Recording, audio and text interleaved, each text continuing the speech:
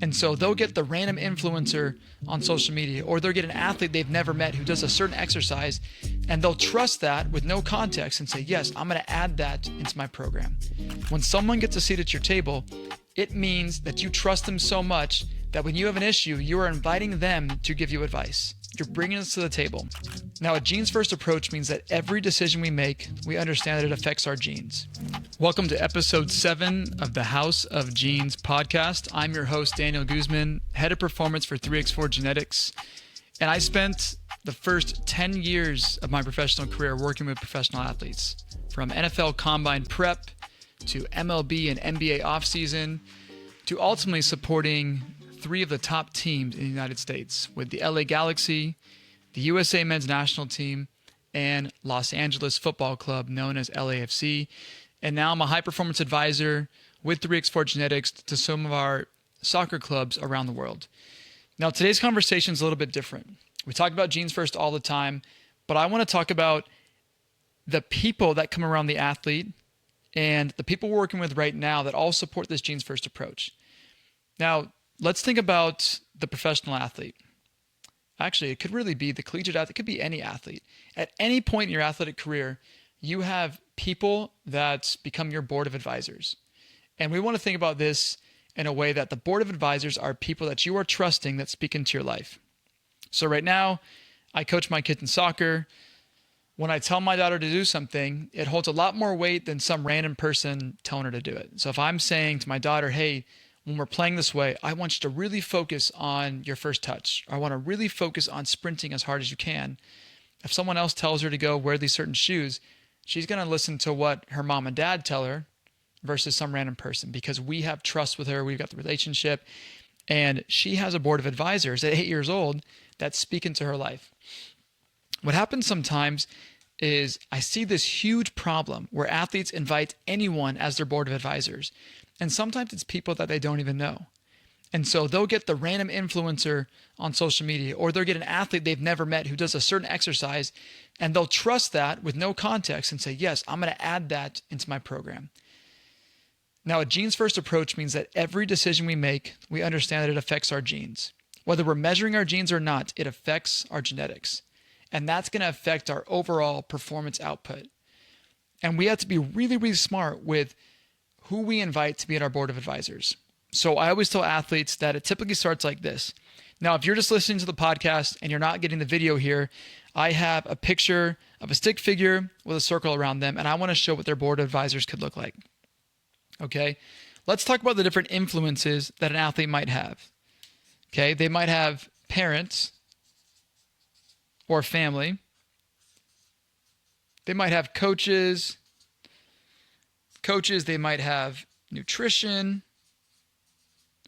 Maybe these days, as you get higher up, they have some sort of mental performance coach, helping train the brain. They've got doctors. They've got PTs. They've got chiros. If I can spell chiros right. What else do we have? Let's think that through. Maybe they have other relationships. Okay? Could be a boyfriend, girlfriend, husband, wife, whatever it might be. They've got these people that they trust that come in here. Now, here's the ones that I always tell them to be aware and to avoid. Okay? On social media, the random influencer that posts about their diet that knows nothing about this athlete, but they say, I know that the best diet in the world is X. And so they start adding that to their board of advisors. Or there's someone that's not their coach that is saying, here's the best exercise to do for your sport. And so they start doing that exercise, but they know nothing about their injury history. Or they say, I'm going to take this supplement or this drug or whatever it might be. Believe it or not, some people still try and do it. Could be peptides, could be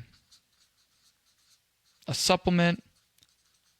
And again, I'm just writing all these different things around this athlete they have to take into consideration. All right? The media Someone in the media might be writing about what this athlete should be doing, how they're playing, instead of listening to their coach. Oh, they've got to sprint more. They got to get wide. They got to play balls inside, right? That's what those guys are paid to do. But it doesn't mean that this athlete should be listening to that. They should be listening to what their coach is telling them. What's their style of play? What's their strengths? What position they want them to get into? All these things are important. Now, typically what I tell athletes is as they're going through their season, we have to understand who gets a seat at the table, and to truly imagine they're sitting at a round table and they're inviting different people to have those seats. There might be people that are on the outside who don't have a seat at the table that are listening to the decisions they're making and watching what they're doing, but you got to be so strict with that seat at the table. When someone gets a seat at your table, it means that you trust them so much that when you have an issue, you are inviting them to give you advice. You're bringing us to the table. And I think we got to be careful of that. So as we get into that, we've got to be really, really careful. So what this means is, and I have some of these in red, that you've got to be very careful to introduce those ideas. So if it's certain supplements, or it's an exercise, or an influencer has a suggestion, or the media is saying stuff, instead of those people having a seat at the table, you are just bringing that into your circle of influence to test that out. Hey, here's what I saw. I think this exercise looks really cool. How do you think it fits into my program? As I'm saying that, I'm realizing, what's the biggest one? Matt, because you're off screen. What are people using now all the time? AI. I was going to say steroids. Okay, well, hopefully they're not using steroids. But AI is a big one. Okay, they're going to ask the AI, hey, here's what I should do. And I would say to some extent that AI can be super valuable in a lot of different things. But instead of just relying on these different entities, we are bringing it to our staff, to our board of advisors to see what they think. Now, the other thing we've got to consider here is when we talk about a genes first approach, how many of these people understand their genes first approach? Genetics are super private. We're not just sharing this with the whole world. So to each of these people, when they're making recommendations, do they understand your genetics? Do they understand how that's going to affect you? If so-and-so brings in, maybe it's your dad, and your dad says, hey, I just had this really, really good caffeinated drink. I think you should drink before your games. Does your dad know your genetics? Does he know you've got CYP1A2, and because of that, it shows that you respond really slowly to caffeine. And he's saying, oh, you've got to take it before your game. Well, that line right there, you've got to take it before your game, or you've got to do this. There's a timing recommendation there. There's a dosage recommendation by saying, oh, just drink the whole can. I look at the serving size. I love you, Dad. Love you, Mom. But do you understand what my genetics say and how I respond to that? If they do, then great. Let's have a discussion. Who are the experts in this? Let's go to the dietetic staff. Let's go to the S&C or the doctors or whatever it might be to make that decision. Okay? The coaches might bring in a certain style of play. Now, this is an interesting one, because if the coach brings something, right, they're the ones that are wanting you to play in a certain way. And I've seen this before, where the athlete has certain people at their board of advisors, and their board of advisors is saying, hey, don't play the way coach is saying. He wants you to get up and be this position, but that's going to be bad for you. Don't do that. That's a really tough one. And I would say when you're a pro athlete and you sign with a team, you've got to be very aware that you are inviting that coaching staff to have a seat at the table, right? In a lot of ways, that's your boss, that's your teammate. And so their job is to put you in certain positions. And if they want to play you as a right back and you say, I've been a center midfielder my whole life, well, guess what? You're probably playing right back if that's where they want you to play. And if they're putting you in that position, you have to find a way to adhere to that. And that's where the board of advisors, other ones, may not have a say. Your parents, your doctors, your nutrition staff, people like me, more in high performance and speed work and strength conditioning, I may not have the say to go to the coach and say, hey, you shouldn't put them in that position.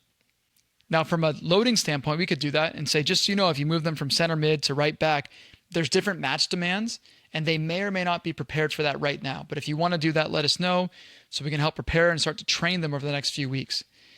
But that's where some of these things get tricky. All right, another one too is relationships.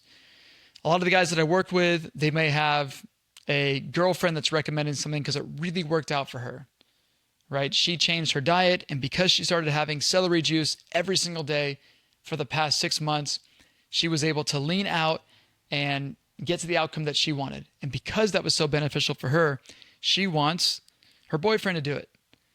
But does she know the other aspects of what everyone else at her board of advisors is recommending? Is his board of advisors recommending more celery juice, right?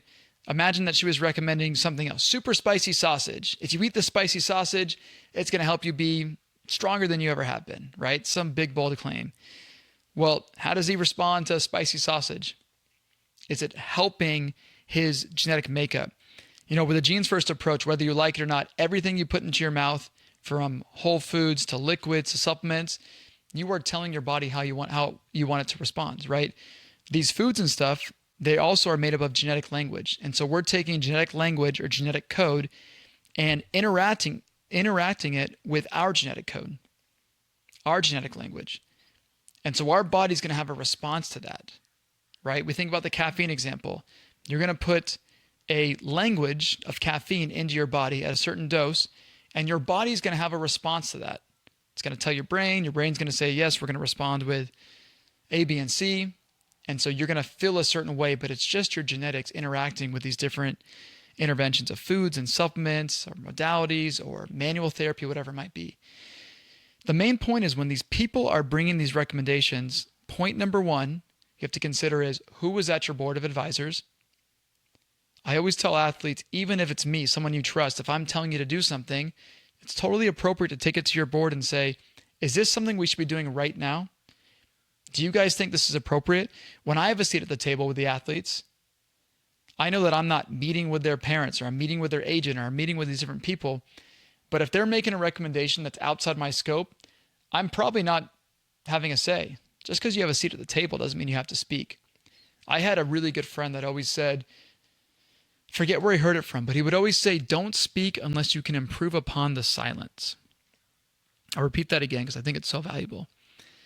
Don't speak unless you can improve upon the silence. Meaning just talking to talk and get a word in can be distracting to the overall goal. But if you have something really valuable to say that's going to affect this athlete's performance or their career, then yes, speak up and give your 2 cents and do it in an appropriate manner that's collaborative with the board of advisors. But don't just argue to argue. Don't just go on a rant just to go on a rant. That's not beneficial for anyone. So we have this idea of this board of advisors. We understand that we have to be really specific and understand what are our anchors for someone to get that seat at the table. And then what are the rules of engagement when you're at that seat at the table? If someone brings someone that you don't agree with as another board member, how are you responding and saying, hey, I don't know if I agree with that? Are you understanding where that athlete is in real time? Are they in an injury period where they're going through some mental health stuff? They haven't played in 3 or 4 months. They're concerned about future contract value.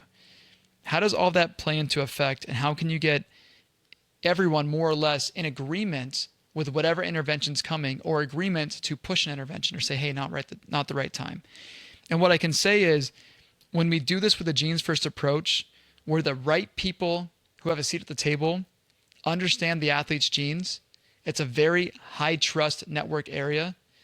Then when these recommendations come in, it starts with, hey, how is this going to affect their genes, which we know is going to affect their performance and their outcome? Is this going to be the best decision for them? Well, the ones that may not know about genetics too much, we can go to that gene profile and say, here's what their genetics say, and here's the dynamic test, the diagnostics we're doing in real time to evaluate that. And once we have those 2 pieces of information, we can make a really good decision for everybody else. I think this is one of the most important conversations we can have. And when you talk about doing a genetic test and doing a genes first approach, you have to understand that inviting your board members, your board of advisors, to also understand your genetics can be really valuable. In my opinion, you keep that circle really tight. For me, it's my wife, it's my parents, and it's 2 main practitioners in my life that understand my body more than anybody else, which is specifically around physical therapy and chiropractic therapy. And they're the ones that are feeding that information in. So if you want to talk about more about this stuff, I love talking about creating a board of advisors, treating yourself as your own enterprise, as your own organization. It's what I've seen work out best for athletes in their career longevity, their financial longevity, all these things. And as they go on from sports to other endeavors, they have the right voices for who they're working with. This episode was all about a genes first approach with your board of advisors and having a trusted group. We're going to talk about this in more episodes. We haven't talked about it in previous episodes, but if you like this kind of stuff, please subscribe. In previous episodes, we have talked about a genes first approach and how to integrate this. Check out the linked one here I did a few weeks ago. I think you're really going to enjoy it. As always, know your genes, own your destiny.